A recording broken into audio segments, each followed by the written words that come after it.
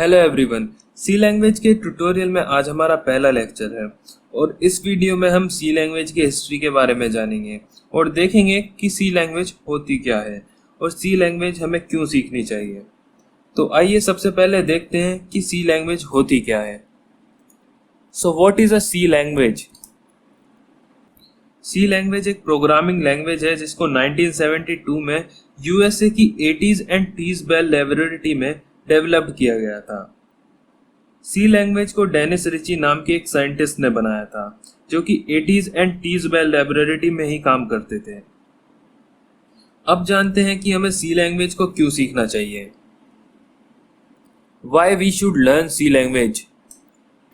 सी language को सीखना काफ़ी इजी होता है और ज़्यादातर सॉफ्टवेयर सी लैंग्वेज को यूज़ करके ही बनाए जाते हैं।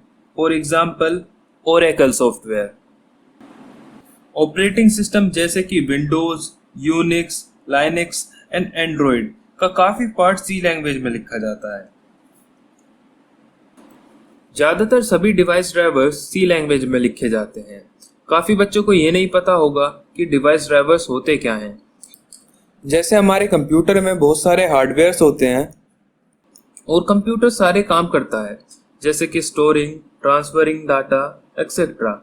कंप्यूटर ये सब काम इसलिए कर पाता है क्योंकि उसके अंदर काफ़ी सारे प्रोग्राम्स होते हैं जो हार्डवेयर्स को ऑपरेट करते हैं और अलग अलग हार्डवेयर्स को चलाने के लिए अलग अलग प्रोग्राम लिखे जाते हैं जिसको हम डिवाइस ड्राइवर बोलते हैं।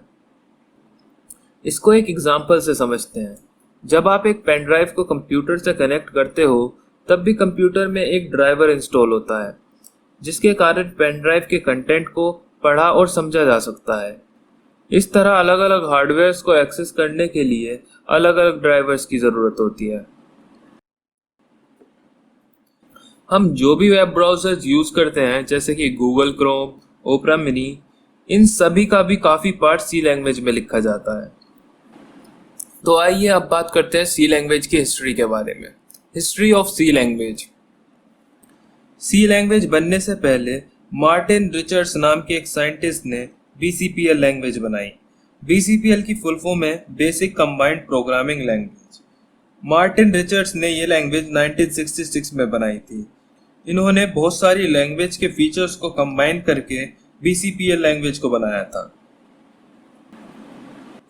इसके बाद 1969 में केन थॉमसन ने BCPL लैंग्वेज को इम्प्रूव करके बी लैंग्वेज बनाई।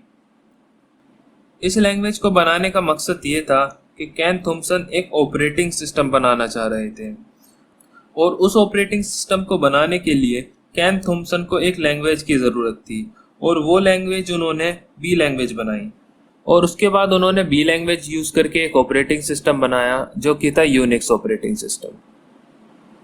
केन थॉमसन यूएसए की AT and T's Bell laboratory में काम करते थे। AT and T's Bell laboratory में एक साइंटिस्ट और काम करते थे जिनका नाम था डेनिस रिची। डेनिस रिची ने 1972 में सी लैंग्वेज बनाई। उन्होंने बी लैंग्वेज को ही इम्प्रूव करके सी लैंग्वेज बनाई थी। उसके बाद डेनिस रिची ने सी लैंग्वेज का यूज़ करके यूनिक्स ऑपरेटिंग सिस्टम को दोबारा डेवलप किया। सी लैंग्वेज को यूज़ करके यूनिक्स ऑपरेटिंग सिस्टम में काफ़ी सारे न्यू फीचर्स ऐड किए गए। सबसे बड़ा फीचर था ऑपरेटिंग सिस्टम का पोर्टेबल होना। And that's all for this video. If you like the video, then do subscribe the channel.